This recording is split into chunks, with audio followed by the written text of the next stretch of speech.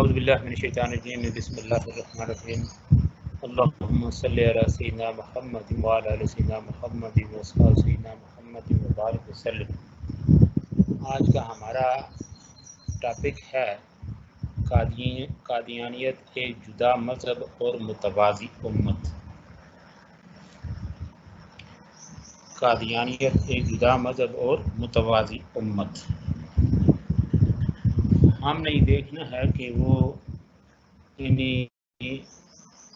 کس بنا پر، آگے ہم اس کی ساری ڈیٹیل دیکھیں گے کہ یہ کس بنا پر قادیانیت ایک مستقل اور ایک متوازی امت۔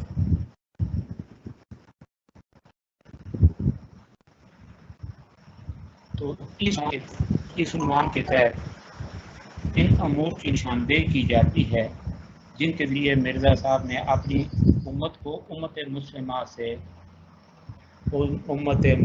سے علیحدہ کیا، اور جن کے نتیجے میں منطقی طور پر اسے علیحدہ ہونا ہی چاہیے تھا۔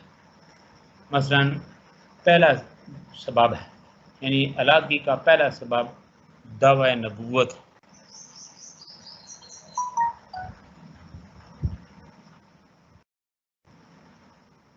علیحدگی کا پہلا سبب دعوی نبوت ہے۔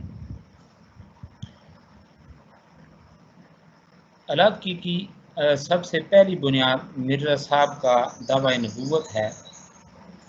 یہ ایک کھلا ہوا اور مسلمہ اصول ہے کہ ایک شخص کو نبی ماننے والے اور اسے نبی نہ ماننے والے قطعی طور پر الگ الگ دو امت ہو جاتے ہیں۔ انہیں ایک امت کے دو فرقوں سے کسی طرح تعبیر نہیں کیا جا سکتا۔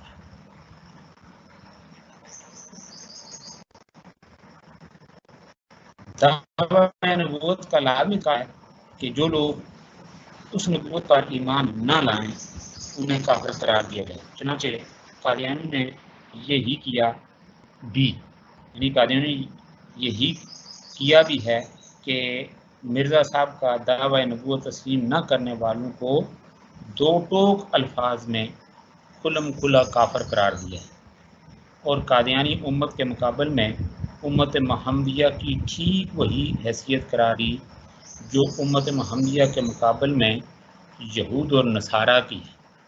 ظاہر ہے جب امت محمدیہ اور یہود و نصارہ ایک امت نہیں ہیں بلکہ الگ الگ تین امتیں ہیں، تو قادیانی امت اور امت محمدیہ کیوں کر ایک امت ہو سکتی ہے؟ اس سلسلہ میں مرزا صاحب اور دیگر ذمہ دار قادیانیوں کے کمنٹس، یعنی دلائل یا بیانات، یہ سماعت کریں، یعنی آپ سن لیں۔ یہ کہتے ہیں، یعنی مرزا صاحب کہتے ہیں کہ کفر دو قسم پر ہے۔ ایک یہ کفر کہ ایک شخص اسلام ہی سے انکار کرتا ہے اور آن صلی اللہ علیہ وسلم کو خدا کا رسول نہیں مانتا۔ یعنی دوسرے یہ کفر کہ مثلا وہ مسیح موعود یعنی مرزا کو نہیں مانتا اور اس کو باوجود اتمام حجت کے جھوٹا جانتا ہے، جس کے ماننے اور سچا جاننے کے بارے میں خدا اور رسول نے تاکید کی ہے اور پہلے نبیوں کی کتابوں میں بھی تاکید پائی جاتی ہے۔ پس اس لیے کہ وہ خدا اور رسول کا منکر کافر ہے، اور اگر غور سے دیکھا جائے تو یہ دونوں قسم کے کفر ایک ہی قسم میں داخل ہے۔ یہ ہوتی ہے من مانی خود ساختہ تشریح۔ آگے مزید کہتے ہیں کہ جو مفت کو باوجود صدہا نشانوں کے مفتری ٹھہراتا ہے تو وہ مومن کیوں کر ہو سکتا ہے؟ اگر وہ مومن ہے تو میں بوجہ افترا کرنے کے کافر ٹھہرا، کیونکہ ان کی نظروں میں مفتری۔ خدا تعالیٰ نے مجھ پر ظاہر کیا ہے کہ ہر وہ شخص جس کو میری دعوت پہنچی ہے اور اس نے مجھے قبول نہیں کیا وہ مسلمان نہیں۔ اور آگے ایک تشریح، یعنی اپنا ایک شعر پڑھ کے پھر اس کی تشریح میاں محمود جو ہے نا، میاں بشیر جو اس کے بیٹے ہیں مرزا قادیانی کے، وہ اس کی آگے تشریح کس طرح سے کرتے ہیں، یہ بھی ذرا غور سے سنیں۔ یعنی اس الہامی شعر میں ایک شعر وہ بیان کر کے تو آگے اس کو یعنی اللہ کی طرف منسوب کرتے ہیں کہ اس الہامی شعر میں اللہ تعالیٰ نے مسئلہ کفر و اسلام کو بڑی وضاحت کے ساتھ بیان کیا ہے۔ اس میں خدا نے غیر احمدیوں یعنی غیر قادیانی کو مسلمان بھی کہا اور پھر ان کے اسلام کا انکار بھی کیا ہے۔ جس شعر کا میں نے ابھی یہ ہے فارسی میں، تو اللہ کی طرف سے الہام ہو رہا ہے فارسی میں۔ آپ دیکھیں، مسلمان تو اس لیے کہا ہے کہ وہ مسلمان کے نام سے پکارے جاتے ہیں، اور جب تک یہ نام استعمال نہ کی جائے تو لوگوں کو پتہ نہیں چلتا کہ کون مراد ہے، مگر ان کے اسلام کا اس لیے انکار کیا گیا ہے کہ وہ اب خدا کے نزدیک مسلمان ہی ہیں، بلکہ ضرورت ہے کہ ان کو پھر نئے سرے سے مسلمان کیے جائے۔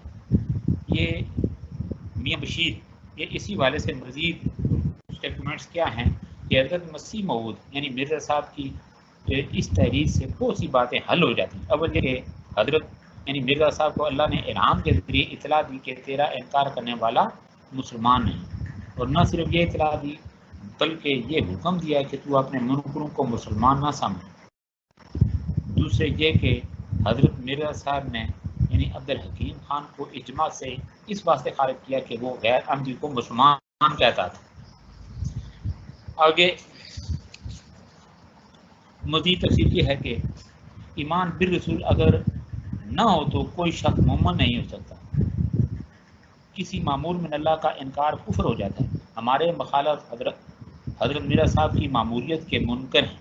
ہمارے مخالف یعنی جو احمدی نہیں ہیں، جو غلام احمد قادیانی کے نبی ہونے پر جن کا انکار نہیں ہے، گویا کہ وہ کہتے ہیں کہ معمولیت کے منکر ہیں۔ اب بتلاؤ یہ اختلاف فروئی کیوں کر ہوا؟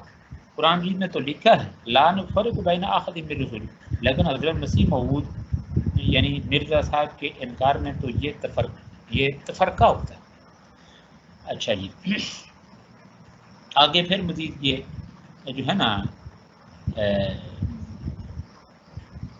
عدالت کی ایک بیان کا ریفرنس ہے، اس میں وہ ریفرنس یعنی مرزا محمود جو ہے اس نے 1922 میں گرداسپور کی عدالت میں یہ بیان دیتے ہوئے کہا کہ ہم چونکہ مرزا صاحب کو نبی مانتے ہیں اور غیر انبیاء کو نبی نہیں مانتے، اس لیے قرآن کریم کی تعلیم کے مطابق کہ کسی ایک نبی کا انکار بھی کفر ہے، غیر احمدی کافر ہے۔ اسی طریقے سے ابھی جو میاں بشیر احمد کا میں نے ریفرنس دیا، یہ مزید اس کے کمنٹس یہ ہیں کہ ہر ایک شخص جو موسیٰ کو تو مانتا ہے مگر عیسیٰ کو نہیں مانتا، یا عیسیٰ کو مانتا ہے مگر محمد صلی اللہ علیہ وسلم کو نہیں مانتا، یا محمد کو تو مانتا ہے مگر مسیح موعود سے مراد یہاں وہ مرزا صاحب یعنی مرزا جی کو نہیں مانتا، تو وہ نہ صرف کافر بلکہ پکا کافر اور دائرہ اسلام سے خارج ہے۔ اسی طرح ایک قادیانی محمد فضل جس کا نام ہے محمد فضل، وہ لکھتا ہے کہ یہ بات تو بالکل غلط ہے کہ ہمارے اور غیر احمدیوں کے درمیان کوئی فروئی اختلاف، کسی معمول من اللہ کا انکار کفر ہو جاتا ہے، اور مخالف مرزا یعنی مرزا صاحب کا جو مخالف ہے، مرزا صاحب کی معمولیت کے منکر ہیں، بتاؤ اختلاف فروئی کیوں کر ہوا؟ اسی طریقے سے ایک اور قادیانی جو ہے نا قاضی یوسف، اس کے بھی کمنٹس عجیب ہیں کہ حضرت یعنی غلام احمد قادیانی آگے معاذ اللہ وہ علیہ السلام لکھتا ہے کہ ایک عظیم شان نبی اور رسول اللہ ہے، اور ان کا انکار موجب غضب الہی اور کفر ہے۔ یہ ہے مثلا یہ کہ کمنٹس۔ تو نیکسٹ نمبر 2 پہ ہے قادیانی کے نزدیک سارے مسلمان کافر ہیں۔ یہ پہلا تو ہو گیا نا یعنی علیحدگی کا یا ایک الگ امت ہونے کا یا ایک گروہ۔ تو اب نیکسٹ آپ دیکھیں کہ قادیانی ہر مسلمان کافر ہے۔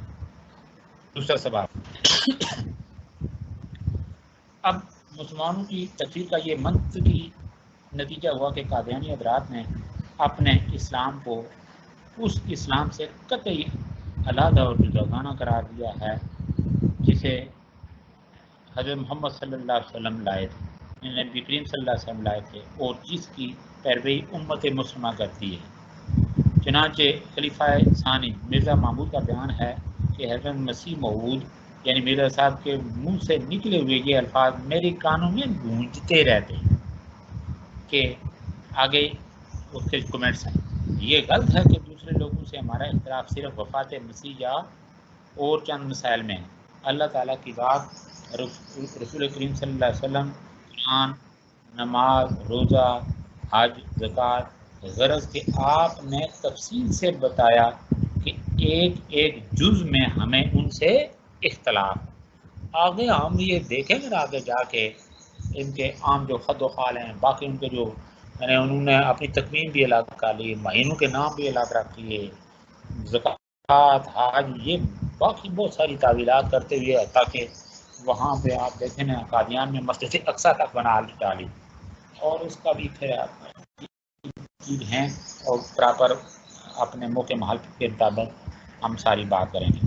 اسی طرح خلیفہ اول نے اعلان کیا تھا کہ ان کا یعنی مسلمانوں کا اسلام اور ہے اور ہمارا اور ہے، یعنی ابھی جس خلیفہ اول یعنی مرزا محمود کا میں نے ریفرنس دیا کہ اس نے یہ بات کی کہ کس میں اختلاف ہے، قرآن، نماز، روزہ، حج، زکوٰۃ، یعنی ایک ایک جز سے ایک ایک جز میں ہمیں ان سے اختلاف ہے۔ اسی طریقے سے آگے جا کے مزید آگے اس کی وضاحت کیا کرتا ہے کہ یہی خلیفہ اول کہ مسلمانوں کا اسلام اور ہے اور ہمارا اور ہے، اور اسی طریقے سے خلیفہ ثانی یعنی یہ پہلے خلیفہ ثانی کے کمنٹس یہ ہیں، یعنی وہ کہتا ہے کہ ان کا یعنی مسلمانوں کا اسلام اور ہے اور ہمارا اور ان کا خدا اور ہے اور ہمارا اور، ہمارا حج اور ہے اور ان کا حج اور اسی طرح ان سے ہر بات میں اختلاف ہے یعنی مسلمانوں سے۔ اچھا، یہ اس کا مطلب یہ ہوا کہ قادیانیوں کا خدا الگ، رسول الگ، کتاب الگ اور پوری شریعت الگ، اور اس کا خلاصہ یہ کہ قادیانیوں اور مسلمانوں کے درمیان کوئی بھی وجہ اشتراک موجود نہیں۔ اور پھر ان بنیادی اختلافات کا عملی طور پر جو نتیجہ ظہور ہو سکتا تھا اسے خود قادیانیوں ہی نے آخری مرحلے تک پہنچا دیا۔ انہوں نے مسلمانوں پر کفار سے متعلق تمام فقہی احکام جاری کیے اور تمام مظاہر حیات میں اپنے آپ کو ان سے الگ کر لیا، یعنی علیحدہ کر لیا، یعنی مسلمانوں کو الگ، اور اس کے مسلمانوں کے حوالے سے اسی طرح کے فتوے دیے۔ خود قادیانیوں ہی کے جو کمنٹس ہیں اس حوالے سے یہ ذرا یہ سن لیں۔ قادیانیوں کے نزدیک مسلمانوں کے پیچھے نماز جائز نہیں، یہ دیکھیں نا، قادیانیوں کے نزدیک مسلمانوں کے پیچھے 1 2 3 اور نمبر 4 یہاں پہ آپ دیکھ لیں کہ قادیانیوں کے پیچھے قادیانیوں کے نزدیک مسلمانوں کے پیچھے نماز جائز نہیں۔ اس کا یعنی اس حوالے سے وہ جو ہے نا مرزا صاحب اپنے ایک اعلان کا ذکر کرتے ہوئے وہ کیا لکھتے ہیں، یہ کمنٹ ذرا یہ یعنی جس کو کہا جاتا ہے نا انکامات، کوئی چیز لکھنا، وہ کمنٹس کو آپ ذرا غور سے سنیں، اور کل کی طرح میں ان کی وہ جو ہے نا پک بھی بنا کے آپ لوگوں کو واٹس ایپ کے اوپر بھیج دوں گا، تو انشاءاللہ کوئی کنفیوژن نہیں رہے گی۔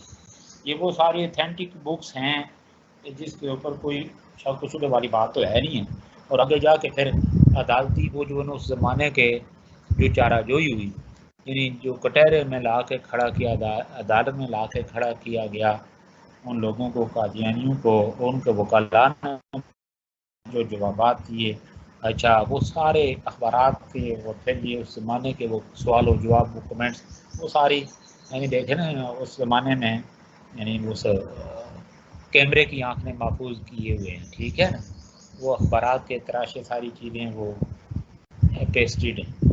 تو بہرحال ہم آتے ہیں اس طرف کہ ان کے نزدیک یعنی قادیانی کے نزدیک سارے مسلمان کیا ہیں؟ کافر ہیں. قادیانی اسلام اور محمدی اسلام الگ الگ ہیں. پھر قادیانی کے نزدیک مسلمانوں کے پیچھے نماز جائز نہیں. تو اس والے سے جو میں نے ریفرنس دیا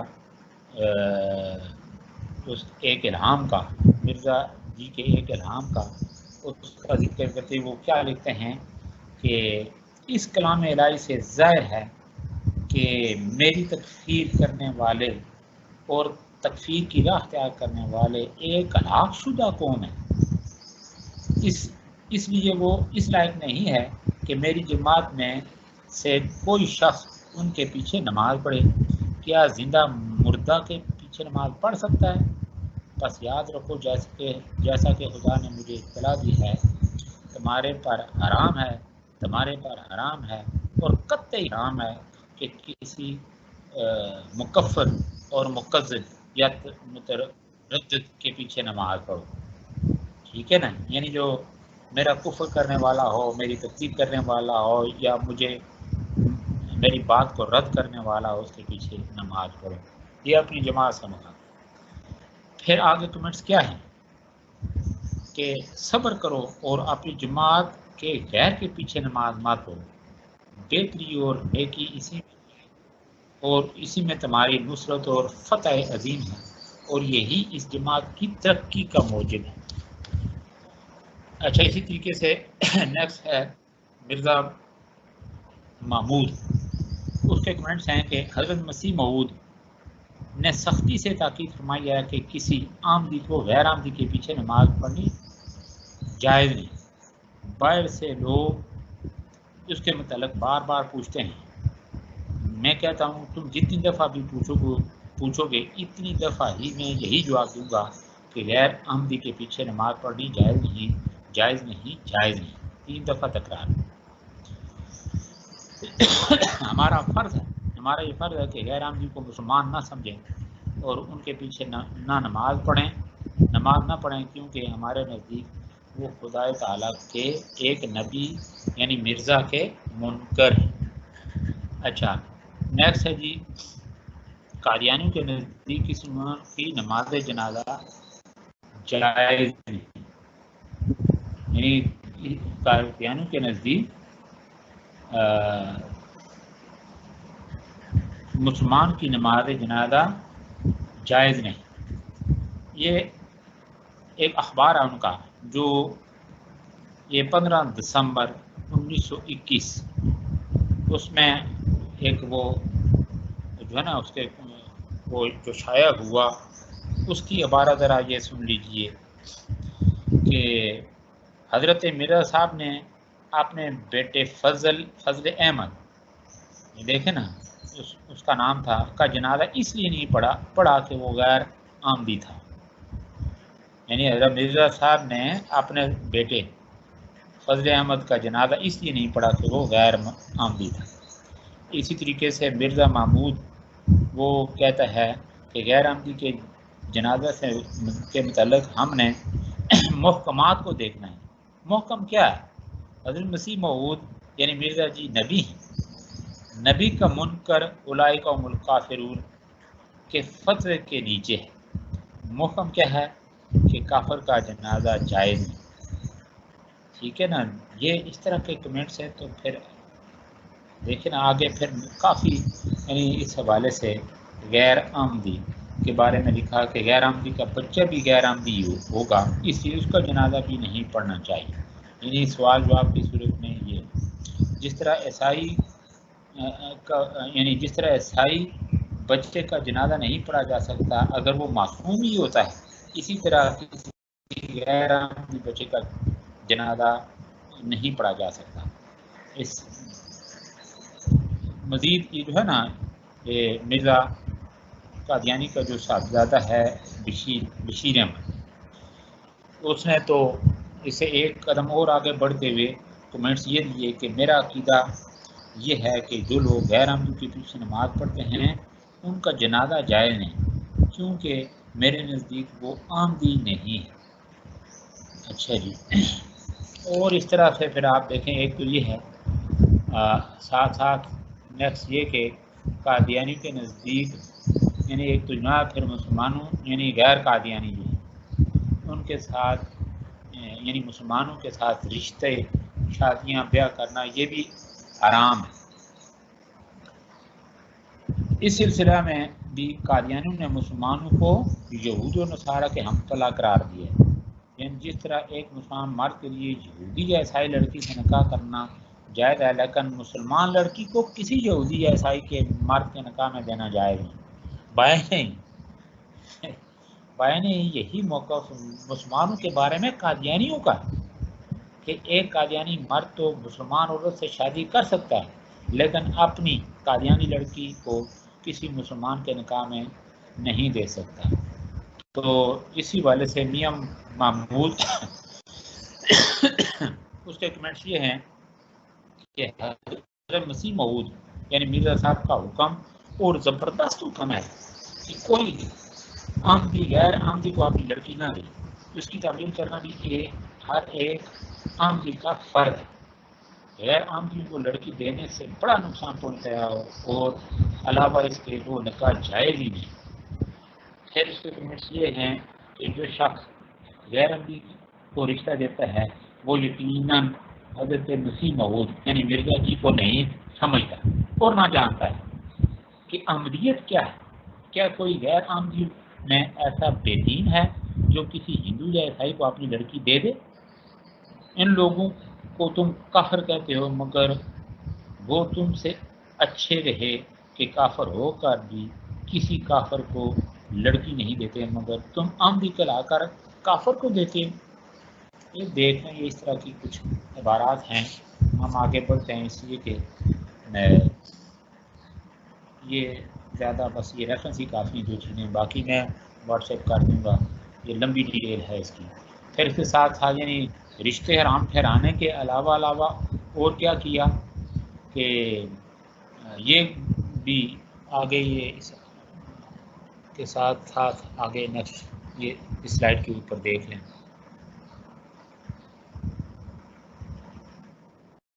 مسلمان کے ساتھ رشتہ حرام، پھر اس کے ساتھ ساتھ قادیانیوں کے متبرک مقامات اور شخصیتیں یعنی متبرک الگ الگ، یعنی قادیانیوں متبرک مقامات اور شخصیتیں الگ الگ۔ یہ ذرا یہاں پہ کلیئر کر لیں، متبرک مقامات اور شخصیتیں الگ الگ ہیں۔ یہاں سے یہ ٹائپنگ کے اندر مسٹیک ہو گئی، کہیں رہ گیا ہے، وہ لفظ ٹائپ ہو گئی، یہ شخصیتیں الگ۔ تو اس حوالے سے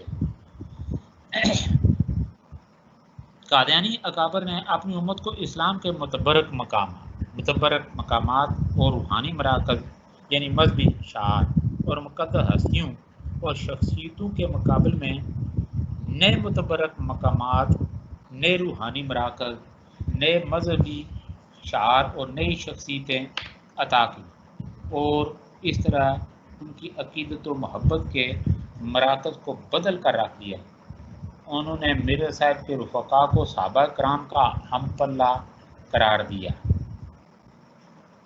چنانچہ ایک یعنی ذمہ دار قادیانی، اس کے کمنٹس کیا ہے، وہ لکھتا ہے کہ ان دونوں گروہوں یعنی صحابہ کرام اور مرزا غلام احمد کے رفقا میں تفریق کرنی یا ایک دوسرے سے مجموعی رنگ میں افضل قرار دینا ٹھیک نہیں۔ یہ دونوں فرقے در حقیقت ایک ہی جماعت میں ہیں، صرف زمانے کا فرق ہے۔ وہ بعثت اولیٰ کے تربیت یافتہ ہیں اور یہ بعثت ثانیہ کے۔ اسی طرح قادیانی حضرات مرزا صاحب کے مدفن کو مرکز رسول اور گنبد خضرا کے مماثل یعنی تشبیہ دیتے ہیں اور بتاتے ہیں۔ قادیان کے جلسہ میں شرکت کو حج اکبر قرار دیتے ہیں۔ چنانچہ قادیان کا شعبہ تربیت اپنے شرکائے اجلاس کی دینی بہیزی کی شکایت کرتے ہوئے یہ رقم تراز ہے، دیکھیں رقم تراز کیا حال ہے اس شخص کا جو قادیان دارالعلومان میں آئے اور 2 قدم چل کر مقبرہ بہشتی میں حاضر نہ ہو۔ اس میں وہ روضہ مطہرہ ہے جس میں جس میں اس خدا کے برگزیدہ یعنی مرزا کا جسم مبارک مدفون ہے۔ پھر اسی طریقے سے آگے ہے کہ حج اکبر قادیان کے سالانہ جلسے کو کہا گیا ہے۔ اس کے یہ معنی ہوئے کہ قادیان ارض حرم کے ہم پلہ ہے اور وہاں کی مسجد حرام اور خانہ کعبہ کے برابر ہے، اور وہاں کے نشیب و افراد منا، مزدلفہ اور عرفات کا درجہ رکھتے ہیں۔ یہ آپ دیکھ لیں۔ پھر اسی طریقے سے متبرک مقامات کے ساتھ ساتھ قادیانی جو تکوین ہے، تکوین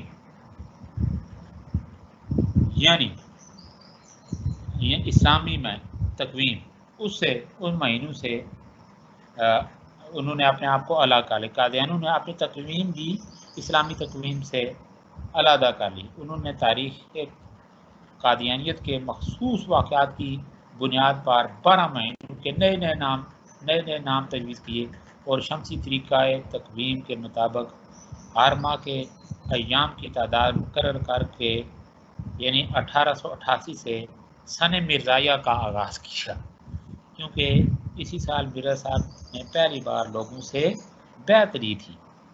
ان کے 12 مہینوں کے نام یہ پھر دیکھیں: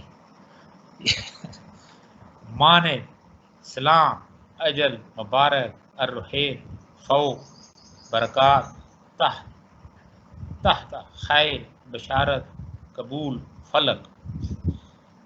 یعنی یہ مہینے جنوری سے دسمبر تک کے مقابل ہیں۔ بعد میں ان ناموں میں تبدیلی کر کے دوسرے 12 نام منتخب کر لیے۔ تو بہرحال یہ ہے کہ ان معاملات میں دیکھیں اسی طریقے سے یہ جو ہے نا جنت دوزخ کے معاملات بھی الگ ہیں۔ یعنی قادیانی امت اور اہل اسلام کے درمیان اختلاف و مغایرت کہ جتنے بھی یہ جو ہے نا تو یا وجوہات جو تھیں وہ میں نے یہ گنوائیں، ان کا تعلق تو اسی یعنی دنیا فانی کے اندر نمود و ظہور اختیار کرنے والے اعمال و افعال اور خیالات و معتقدات سے تھا، لیکن اہل اسلام سے قادیانیوں کی علیحدگی اتنی مستحکم ہے کہ انہیں آخرت میں بھی مسلمانوں کی یعنی ہم نشینی اور رفاقت منظور نہیں۔ یعنی جدھر وہ سمجھتے کہ ہم پہنچے ادھر یہ مسلمان ہمارے مخالف غیر قادیانی وہاں پہ ان کو دیکھنا پسند نہیں کرتے۔ تو اللہ کرے ایسا ہی ہو۔ چنانچہ وہ میرے صاحب کی اطاعت کے سلسلے میں جس خیالی جنت کے سانے خواب دیکھتے ہیں وہاں کسی مسلمان کو پھٹکنے دینا انہیں قطعاً گوارا نہیں۔ خود اس امت کے بابا آدم یعنی مرزا صاحب کیا لکھتے ہیں کہ مجھے الہام ہوا ہے کہ جو شخص تیری پیروی نہیں کرے گا اور تیری بیعت میں داخل نہیں ہوگا وہ خدا اور رسول کی نافرمانی کرنے والا جہنمی ہو، اور ہر ایک جس کو میری تبلیغ پہنچ گئی گو وہ مسلمان ہے، مگر مجھے اپنا حکم نہیں ٹھہراتا اور نہ مجھے مسیح موعود مانتا ہے اور نہ میری وحی کو خدا کی طرف سے جانتا ہے، وہ آسمان پر قابل مواخذہ ہے۔ اچھا، پھر مزید کمنٹس یہ ہیں کہ اب دیکھو خدا نے میری وحی اور میری تعلیم اور میری بیعت کو نوح کی کشتی قرار دیا اور تمام انسانوں کے لیے مدار نجات ٹھہرایا۔ تو یہ کچھ ہیں، کافی خلاصہ اس کا میں تھوڑا بیان کرتا ہوں۔ خلاصہ یہ ہے کہ قادیانی امت مسلمہ سے ہر چیز میں الگ ہے۔ ان کا خدا الگ، رسول الگ، کتاب الگ، شریعت الگ، عبادت الگ، یہ قانون مناقضت جو ہے عادی معاملات وہ الگ، دین اور شاعر دین الگ، مقامات مقدسہ جن کی تفصیل ابھی آپ نے سنی وہ الگ، جنت الگ۔ غرض وہ تمام عوامل و اسباب جو ایک قوم کو دوسری قوم سے اور ایک امت کو دوسری امت سے علیحدہ اور ممتاز کرتے ہیں وہ سب کے سب یعنی یہاں موجود اور کار فرمایا یعنی عیسائی اس کے قادیانیت. اس لیے یہ یقیناً یہ بات ہے کہ قادیانی امت بھی امت مسلمہ سے ایک جداگانہ اور علیحدہ امت ہے، یعنی مسلمان اور ہیں یہ قادیانی ہو. ٹھیک ہے، تو اب ہم آتے ہیں نیکسٹ. قادیانی جو تحریک ہے اس کا سیاسی و اجتماعی کردار. سیاسی و اجتماعی، تو اس میں یہ میں اس کو ڈیفائن کر چکا ہوں. اجتماعی سیاسی تحریک کا سیاسی کردار کیا تھا، اور ان کا یعنی اس جماعت کا اجتماعی وہ نمبر 1 پہ ہے استعمار کی دیکھداری اور خدمت. اس کو میں ان ڈیٹیل بتا چکا ہوں، آپ کا ساری بات کر چکا ہوں یہ پہلے لیکچر میں. یعنی کس طریقے سے یعنی میں انگریز سرکار کے انگلشیا سرکار کے ہم نوا بنے، کمنٹس کس طرح سے ہیں، اور اسی ہی کے نتیجے میں آگے جا کے انہوں نے کیا کیا کہ جہاد تک کا فتویٰ دے دیا کہ جہاد یعنی انگلشیا سرکار کے یا ان لوگوں کے خلاف جو ہے نا جہاد یہ ایک مذموم حرکت ہے، گویا یہ قتال ہے ایک قسم کا. اس کی بڑی یعنی مذمت کی. اور اس حوالے سے جو پہلے میں نے آپ کو طے کہ استعمار کی ایک ذرا اس حوالے سے ان کے کمنٹس دیکھ لیں. یعنی مرزا غلام احمد قادیانی کی وہ کہتے ہیں، مرزا غلام احمد قادیانی وہ ان کے کمنٹس یہ ہیں انگریزی حکومت کے حمایت کے حوالے سے کہ میری عمر کا اکثر حصہ اس سلطنت انگریزی کی تائید اور حمایت میں گزرا ہے، اور میں نے ممانعت جہاد اور انگریز کی اطاعت کے بارے میں اس قدر کتابیں لکھی اور اشتہار شائع کیے ہیں کہ اگر وہ رسائل اور کتابیں اکٹھی کی جائیں تو 50 الماریاں ان سے بھر سکتی ہیں. میں نے ایسی کتابوں کو تمام ممالک عرب اور مصر اور شام اور کابل اور روم تک پہنچا دیا ہے. میری ہمیشہ کوشش رہی ہے کہ مسلمان اس گورنمنٹ کے سچے خیر خواہ ہو جائیں. مسلمان سے مراد جو اس کی جماعت، اچھا جی، اور خونی میدی کی بے اصل روایتیں اور جہاد کے جوش دلانے والے مسائل جو اہم کو کے دلوں کو خراب کرتے ہیں ان کے دلوں سے معدوم ہو جائیں. پھر بڑی آگے پھر اور اس کی جو ہے نا اس حوالے سے کافی کاوشیں جس سے یعنی وہ انگریزی سرکار جو ہے اس کے گن گائے گئے.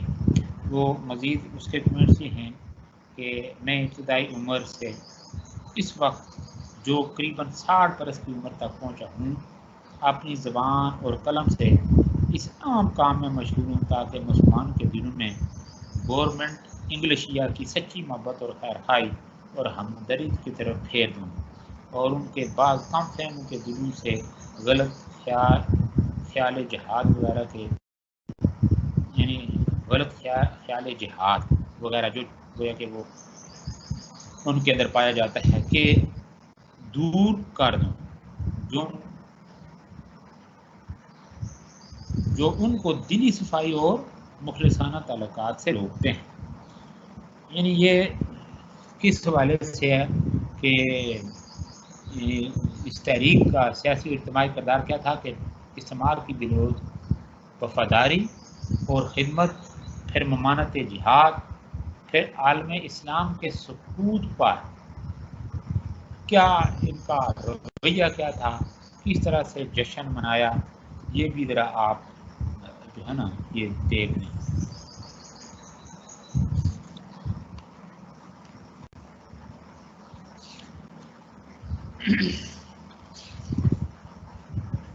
یہ جب 11 نومبر 1918 کو جنگ عظیم کے خاتمے کا اعلان ہوا، جبکہ پورا عالم اسلام خاک و خون میں تڑپ رہا تھا، مسلمانوں کے خون ناک سے زمین لالہزار بنی ہوئی تھی. اچھا جی، قبائل خلافت تار تار ہو چکی تھی، اسلامی عظمت کا علم سرنگوں ہو چکا تھا، دنیا اسلام کی اینٹ سے اینٹ بچ چکی تھی، بیت المقدس پر برطانوی انقلاب کی شکل میں صلیبی علم لہرا رہا تھا، عالم اسلام کے قلب میں صہیونی ریاست کا خنجر گھونپنے کی سازش مکمل ہو چکی تھی اور اس کا باقاعدہ اعلان کیا جا چکا تھا۔ کعبۃ اللہ اور حرم پاک کی جو ہے نا آبرو یہ داؤ پہ لگ چکی تھی۔ اس وقت قادیان میں غم و افسوس کے بجائے جشن مسرت منایا جا رہا۔ اس حوالے سے قادیانی اخبار الفضل یعنی یہ 16 نومبر 1918 کا شمارہ، اس میں دیکھیں نا اس حوالے سے یہ کیا کچھ لکھا ہوا تھا، یہ ذرا یہ ملاحظہ یہ سنیں۔ یہ 13 تاریخ کو جس وقت جرمنی کے شہر جرمنی کے یعنی 13 تاریخ کو جس وقت جرمنی کے شرائط منظور کر لینے اور التواء جنگ کے کاغذ پر دستخط ہو جانے کی اطلاع قادیان پہنچی تو خوشی کی ایک لہر برقی صورت کے ساتھ لوگوں کے قلب میں سرایت کر گئی اور جس نے اس خبر کو سنا نہایت شادماں و فرحاں ہوا۔ بعد نماز اثر محمد سرور شاہ صاحب نے تقریر کرتے ہوئے جماعت احمدیہ کی طرف سے گورنمنٹ برطانیہ کی فتح و نصرت پر دلی خوشی کا اظہار کیا اور اس فتح کو جماعت احمدیہ کے اغراض و مقاصد کے لیے فائدہ مند بخشش بتایا۔ یعنی فائدہ کیا آگے خلیفہ یعنی خلیفہ ثانی کی طرف سے مبارکباد کے تار بھیجے گئے اور حضور نے 500 روپے یعنی اس زمانے کی جو رائج الوقت کرنسی تھی اظہار مسرت کے طور پر ڈپٹی کمشنر صاحب بہادر گرداسپور کی خدمت میں بھجوایا کہ آپ جہاں پسند فرمائیں خرچ کریں۔ پیشتر عظیم چند روز ہوئے ترکی کے ہتھیار ڈالنے کی خوشی میں حضور نے 5000 روپے جنگی اغراض کے لیے ڈپٹی کمشنر صاحب کی خدمت میں بھجوایا تھا۔ پھر اس فوری جشن کو ناکافی سمجھ کر ایک دوسرے جشن کا باقاعدہ اہتمام کیا گیا، چنانچہ 3 دسمبر 1918 یعنی الفضل راویہ یعنی الفضل جو اخبار نکلتا تھا وہ لکھتا ہے کہ 27 نومبر 1918 کو انجمن احمدیہ برائے امداد جنگ کے زیر اہتمام حسب ہدایت حضرت خلیفہ ثانی گورنمنٹ برطانیہ کی شاندار اور عظیم شان فتح کی خوشی میں ایک یادگار جشن منایا گیا۔ دارالعلوم کے اندرونی حصہ میں روشنی اور چراغاں کیا گیا جو بہت خوبصورت اور دلکش تھا۔ منارۃ مسیح پر گیس کے یعنی روشنی کی گئی جس کا نظارہ بہت دلفریب تھا۔ آگے اس کی تفصیلات وہ لمبی چوڑی ہیں، لیکن یہ کہ یہ جشن منانے کا مقصد اس خوشی کا اظہار تھا کہ گویا کہ یہ جو ہے نا مسلمانوں کو اس سے یعنی مسلمان اس سے غمزدہ تھے اور یہ قادیانی حضرات جو تھے اس پر اظہار مسرت کر رہے تھے یعنی جشن منا رہے تھے۔ اچھا جی، آگے ایک تو یہ بات تھی کہ عالم اسلام کے سقوط پر یہ جشن منایا گیا، تو ساتھ ساتھ مسلمانان ہند جو تھے اس زمانے میں یعنی مسلمانان ہند کے ساتھ ماندانہ جو رویہ تھا اسی روشنی میں یعنی سقوط یعنی عالم اسلام کے سقوط پر جشن منایا گیا اور اسی شے کے اوپر مسلمانان جو ہند تھے ان کے ساتھ یعنی ان کا رویہ بھی ماندانہ ہو یعنی یہ تلخی پہ یہ اتر آئے۔ تو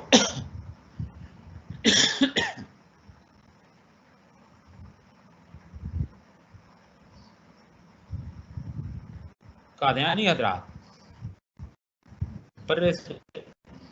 برصغیر کے مسلمانوں کی کسی بھی ابھرتی ہوئی قوت کو پامال کرنا اپنا فرض منتقل. چنانچہ جنگ عظیم اول کے خاتمہ کے بعد 1919 میں جب ہندوستان یعنی بھر میں بڑے پیمانے پر تمام مسلم اور بڑی حد تک غیر مسلم قوتوں کے اتحاد و تعاون سے تحریک خلافت نمودار ہوئی تو صرف قادیانی حضرات ہی تھے جنہوں نے اس تحریک کی مخالفت کی، اور نہ صرف مخالفت کی بلکہ اسے کچلنے کے لیے انگریزوں کے حضور میں اپنی خدمات پیش کی. چنانچہ دسمبر 1919 میں قادیانی امت کے نمائندوں نے ایڈورڈ میکلیگن لیفٹیننٹ گورنر پنجاب کے حضور ایک ایڈریس پیش کیا جس میں کہا گیا کہ ہم خدائے تعالیٰ کا شکر ادا کرتے ہیں کہ اس نے ہماری جماعت کو بھی اس نازک وقت میں، جب کہ برٹش گورنمنٹ چاروں طرف سے دشمنوں کے نرگاہ میں گھری ہوئی تھی، اور اس کے بعد جب کہ اسی جنگ کے نتائج کے طور پر اسے خود اندرون ملک اور سرحد پر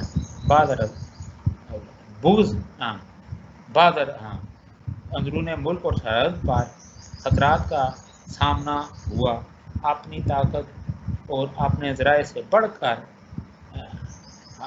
اپنی خدمات پیش کی. ہم امید کرتے ہیں کہ برٹش گورنمنٹ کی قیام امن اور اشاعت و تہذیب کی کوششوں میں ہم آئندہ اور بھی زیادہ مدد کریں.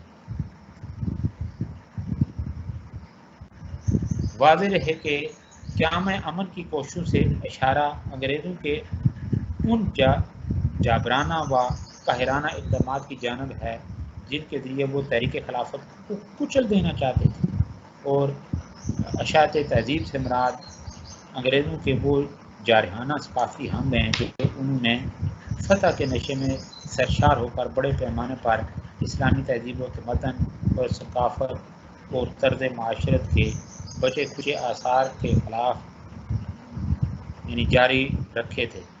انگریزوں کے اسی سیاسی اور تہذیبی غلبہ و استعلاء کے لیے ان کی طرف سے کیے جانے والے ظالمانہ اور سفاکانہ حملوں کو قادیانیوں نے قیام امن اور اشاعت تہذیب کی سائی قرار دے کر مسلمانوں کے خلاف اپنی طاقت کے مطابق انگریزوں کا ہاتھ بٹایا. پھر اس کے ساتھ ساتھ مسلمانان ہند کے ساتھ معاندانہ جو رویہ جس کا میں نے ابھی تذکرہ کیا، اس کے ساتھ ساتھ دہشت گردی اور اقتصادی بائیکاٹ، یعنی دہشت گردی اور بائیکاٹ یعنی اقتصادی بائیکاٹ کے لیے بھی جو ہے نا انہوں نے عملی جو ہے نا اسٹرگل کی. یعنی قادیانیوں کے مرکز قادیان میں اور جہاں جہاں ان کی آبادی تھی مسلمان بدتر مسائل کا شکار تھے. قادیانیوں نے ایک منظم پلان کے تحت اقتصادیات پر قبضہ کر رکھا تھا اور انہوں نے مسلمانوں کو اقتصادی طور پر تباہ کرنے کی عجیب اسکیمیں تیار کر رکھی تھی.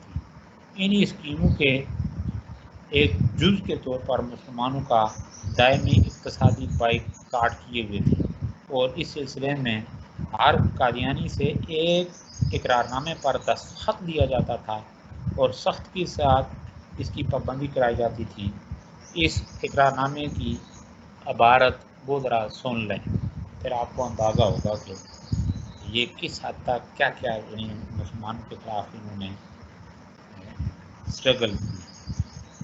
یہ قادیان کی جماعت احمدیہ نے جو معاہدہ ترقی تجویز کیا ہے مجھے منظور ہے. میں اقرار کرتا ہوں کہ ضروریات جماعت قادیان کا خیال رکھوں گا، اور قادیانی مدیر تجارت جو حکم کسی چیز کے بہم پہنچانے کا دیں گے اس کی تعمیل کروں گا، اور جو حکم ناظر امور عامہ دیں گے اس کی بلا چون و چرا تعمیر کروں گا. نیز جو اور ہدایات وقتاً فوقتاً جاری ہوں گی ان کی پابندی کروں گا. اگر میں کسی حکم کی خلاف ورزی کروں تو جو جرمانہ تجویز ہوگا ادا کروں گا۔ میں عہد کرتا ہوں کہ ہر قسم کا سودا عام چیزیں خریدوں گا، معاہدہ کی خلاف ورزی کی صورت میں 20 روپے سے لے کر 100 روپیہ تک جرمانہ ادا کروں گا اور 20 روپیہ پیشگی جمع کراؤں گا۔ اگر میرا جمع شدہ روپیہ ضبط ہو جائے تو مجھے اس کی واپسی کا حق نہ ہوگا۔ نیز میں عہد کرتا ہوں کہ آمدیوں کی مخالف مجلس میں کبھی شریک نہ ہوں۔ اس کے علاوہ یعنی یہ تھا نا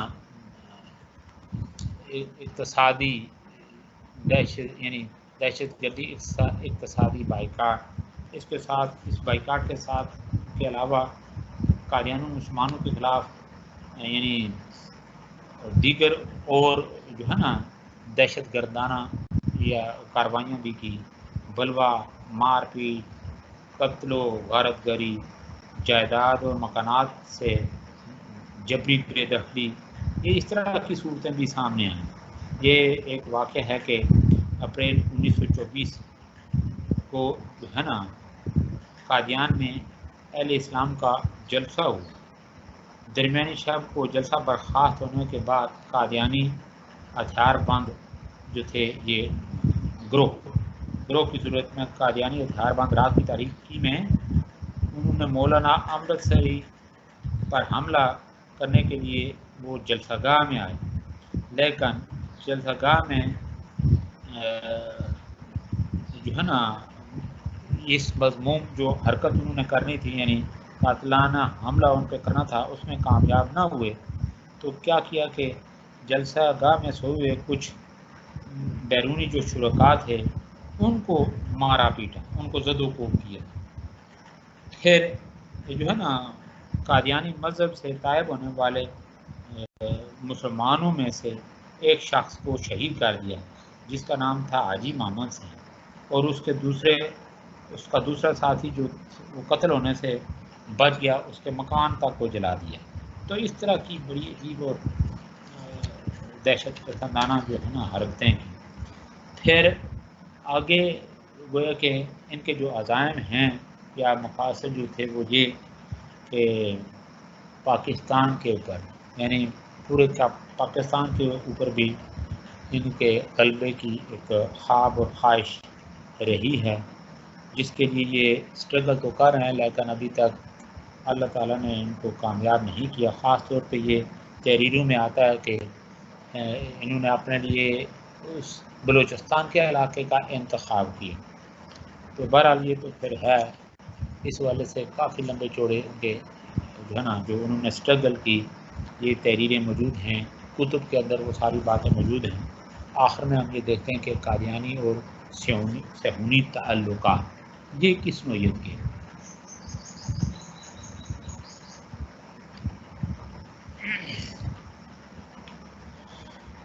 یہ اس سلسلے میں یعنی ایک بات جو خاص طور پر قابل ذکر ہے کہ دنیا کی سب سے خطرناک تحریک جو ہے وہ زیونسٹک موومنٹ یعنی تحریک صہیونیت ہے، اور اس کے مرکز یعنی اسرائیل میں قادیانیوں کا ایک بھاری مشن پایا جاتا ہے۔ یہ مشن اسرائیل کے ساحلی شہر حیفا میں واقع ہے اور اسرائیلی ریاست کے وجود میں آنے سے پہلے برطانوی استعمار کی خدمت انجام دیتا تھا، اور اسرائیل اور برطانوی آپ دیکھیں پڑھ چکے یہ برطانوی یعنی انگریز سرکار کی یا برطانوی سرکار کی حمایت میں اس جماعت کے یا اس کے جو ہے نا بانی کے کمنٹس کس طرح کے تھے، تو یہ آپ یعنی سن بھی چکے ہیں، پڑھ بھی لیں گے، جو میں یعنی واٹس ایپ کے اوپر آپ کو سینڈ کر دوں گا یہ حوالہ جات کے ساتھ۔ تو بات یہ ہو رہی تھی کہ اسرائیلی ریاست کے وجود میں آنے سے پہلے برطانوی استعمار کی خدمت انجام دیتا تھا، اور اسرائیل کے وجود میں آ جانے کے بعد اس کا کام یہ ہے کہ فلسطینی و غیر فلسطینی مسلمانوں میں صہیونی مقاصد کے لیے عمل پیرا ہو۔ اس مشن کی اصل سرگرمیاں تو پس پردہ ہیں، لیکن جو چند حقائق سامنے آ چکے ہیں ان سے اس مشن کے حقیقی کردار اور اس کے خد و خال سمجھنے میں مدد مل سکتی ہے۔ اس مشن کا وجود ریاست اسرائیل کے کام کے پہلے سے چلا آ رہا ہے۔ اس مشن نے ایک پورے گاؤں کو قادیانی بنا رکھا تھا، جو اب بھی قادیانیت کی پرجوش تبلیغ میں مصروف ہے۔ جب اسرائیل اسرائیل قائم ہوا تو دنیا جانتی ہے کہ اس نے فوراً 10 لاکھ کے قریب فلسطینی مسلمانوں کو ان کے آبائی مکانات اور جائیدادوں سے بے دخل کر دیا، اور اس کے بعد سے یہ عمل مسلسل جاری ہے، لیکن اس قادیانی مشن اور قادیانی گاؤں پر کوئی حرف نہیں آیا۔ یعنی اسرائیل بننے سے پہلے جو گویا کہ انہوں نے اپنا وہ پورا وہاں پہ سلسلہ بڑھایا تھا یہ مشن کے طور پہ، وہاں ان لوگوں کے ساتھ کوئی ان کو وہاں سے بے دخل نہیں کیا گیا، بلکہ اس کے برعکس حیفا کے میئر نے قادیانی مبلغ سے ملاقات کر کے از خود قادیانی کو یہ پیشکش کی کہ وہ جبل کبابیر کے پاس قادیانی اسکول قائم کریں۔ یہ دیکھیں تو اس طرح گویا کہ قادیانی تحریک کے یہ کچھ تھے سیاسی اور اجتماعی اس کا جو کردار تھا۔ وہ آگے ہم بڑھتے ہیں کہ فتنہ قادیانی سے متعلق علماء اسلام کا رد عمل۔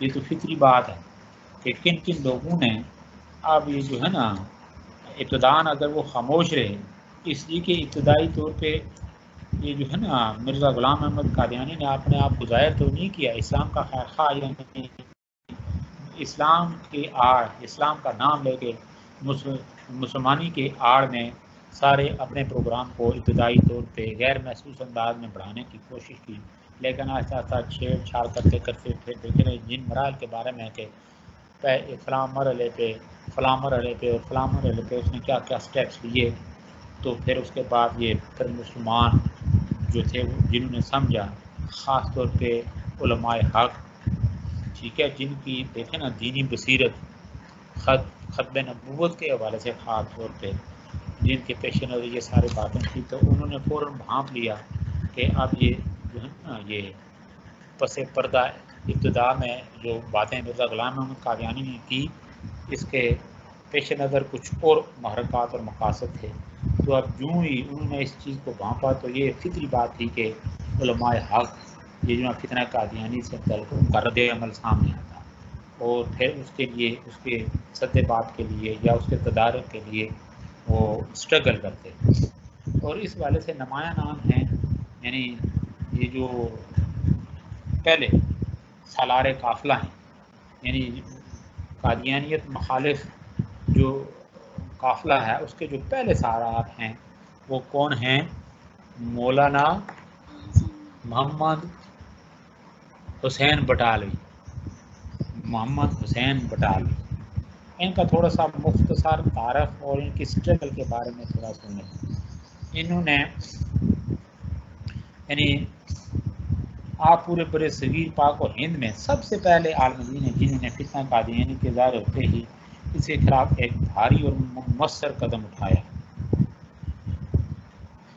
اس حوالے سے آپ نے یعنی اور آپ کے جو شاگرد تھے انہوں نے بھی یعنی اپنی خدمات پیش کی، اور ایک مرزا صاحب کے دعوی مسیحیت سے متعلق ایک رسالہ جس کا نام تھا توضیح المرام فتح الاسلام، ابھی یہ رسالہ پریس میں زیر طبعی تھے کہ یہ رسالے توضیح المرام اور فتح الاسلام، یہ مولانا بٹالوی کو خبر لائی گئی کہ آپ نے افہام و تفہیم کی ہر چند کوشش کی، طویل خط و کتابت ہوئی مگر مرزا صاحب باز نہ آئے۔ انہوں نے کوشش کی تھی کہ بھائی یہ اپنی جو ہے نا یہ اس مضموم حرکت سے باز آ جائیں، اور یہ ختم نبوت کے اوپر جو ہے نا یہ اس کے اندر یہ جو ہے نا مسلمانوں کو تفرقے میں نہ ڈالیں اور اس کے اوپر جو ہے نا ڈاکہ نہ ڈالنے کی کوشش کریں۔ تو جب یہ مرزا صاحب باز نہ آئے تو انہوں نے یعنی جنوری 1891 میں یہ جو اوپر میں نے جس رسالے توضیح المرام اور فتح الاسلام یہ رسالے یہ منظر پہ آئے اور مولانا بٹالوی نے امت کی حفاظت کے لیے یہ فوراً ایک دوسرا قدم اٹھایا. آپ نے مرزا صاحب کے جو دعوے تھے ان کا ایک مرکہ تیار کیا دعووں کا. یعنی دیکھیں نا یہ اس طرح گویا کہ تحریری طور پہ بھی اور زبانی یا تقریری طور پہ بھی جس کو کہا جاتا ہے جہاد باللسان جہاد بالقلم، دونوں طرح سے گویا کہ ختم نبوت کے خلاف اٹھنے والی جو یہ ایک اسٹرگل تھی اس کو اس کے یعنی ریئیکشن کے طور پہ انہوں نے یہ سٹیپس اٹھائے. ایک دعووں کا ایک مرکہ تیار کیا اور اسے اولاً حضرت میاں صاحب مولانا نذیر حسین محدث دہلوی کی خدمت میں اور اس کے بعد تمام اکابر علماء امت کی خدمت میں پیش کر کے یہ سوال کھڑا کیا. یہ سوال کیا کہ ایسے شخص کے بارے میں شریعت کا کیا حکم ہے. جب دیکھا کہ اس طرح کے دعوے کر رہا ہے تو ابھی لوگ اس حوالے سے کوئی ریئیکٹ نہیں کر رہے، تو یہ پہلی شخصیت تھی. یعنی اس قادیانیت مخالفت کے جو پہلے سالار تھے محمد حسین بٹالوی، انہوں نے دیکھا کہ جب تک اس حوالے سے لوگوں کو جو ہے نا ان کی توجہ اس طرف مبذول نہ کرائے جائے شاید وہ مقدمے کا شکار ہے. تو چنانچہ انہوں نے یہ جہاد باللسان اور جہاد بالقلم کیا اور یہ یعنی سوال نامے کی صورت میں اکابر علماء سے یہ پوچھا کہ شریعت کا اس والے سے ایسے شخص کے بارے میں کیا حکم ہے کہ جو اس طرح کے جو ہے نا دعوے کرتا ہے.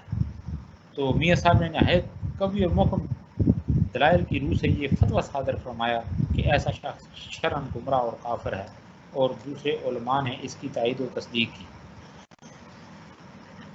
اسی طرح مولانا بٹالوی نے بہت بڑے پیمانے پر اس فتوے کی تشہیر و اشاعت کی.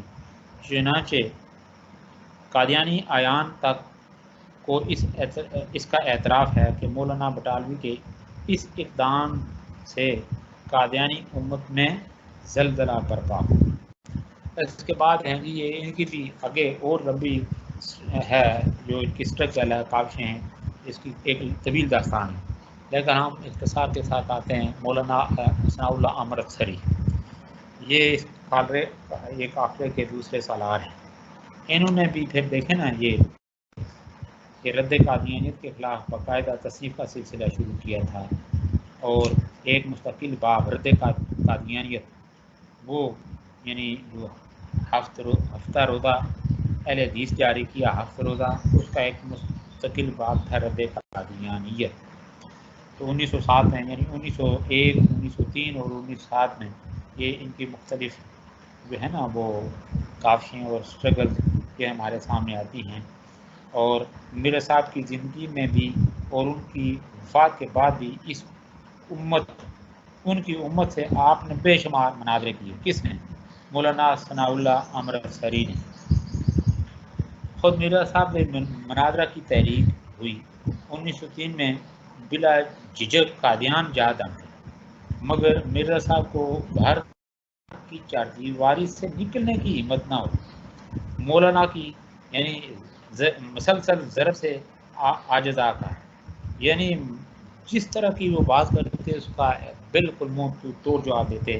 تو اس حوالے سے کیا ہوا تھا کہ مولانا ثناء اللہ کے ساتھ یعنی آخری فیصلہ ایک اس نے اشتہار ہے 15 اپریل 1907 کو کس نے مرزا نے ایک اشتہار شائع کیا جس کا عنوان تھا مولانا ثناء اللہ کے ساتھ آخری فیصلہ. اس کا عنوان اس اشتہار میں مرزا صاحب نے مولانا امرتسری کو قادیانی سلسلہ کا نابود کرنے والا اور قادیانی عمارت کو ڈھا دینے والا قرار دیتے ہوئے خدا سے یہ فیصلہ چاہا کہ مرزا صاحب اور مولانا امرتسری میں سے جو جھوٹا ہو وہ سچے کی زندگی میں مر جائے. اور صاف اور صحیح لفظوں میں یہ اعلان بھی کیا کہ جو جھوٹا ہے وہ سچے کی زندگی میں مر جائے گا. بالآخر اللہ تعالیٰ نے یہ آخری فیصلہ کر دیا. چنانچہ 26 مئی 1908 کو مرزا صاحب کی موت واقع ہو گئی اور مولانا امرتسری اس کے بعد 40 برس تک مسلسل حیات اور باطل کے خلاف مارکا آ رہا ہے. یعنی باطل سے مراد یہی یہ قادیانی جماعت یہ ایک خدائی نشان تھا جس نے حق و باطل کو ساری دنیا کے سامنے کھول کر رکھ دیا، اور یہ خدائی خلت تھی جس کے لیے پوری امت مسلمہ میں سے مولانا امرت سری رحمۃ اللہ علیہ کا انتخاب کیا گیا۔ تو یہ ہے میرا، پھر اسی لیے دیگر اکابران بھی ہیں جن کے نام ہے، ان کی بھی میں آپ کو یہ پک سینڈ کر دوں گا۔ ابھی ہمارا جو نا آج ہم نے جس ٹاپک کو ٹچ کرنا تھا، یہ کل چونکہ رہ رہا تھا، اس لیے میں نے کہا تھا چلو اس کو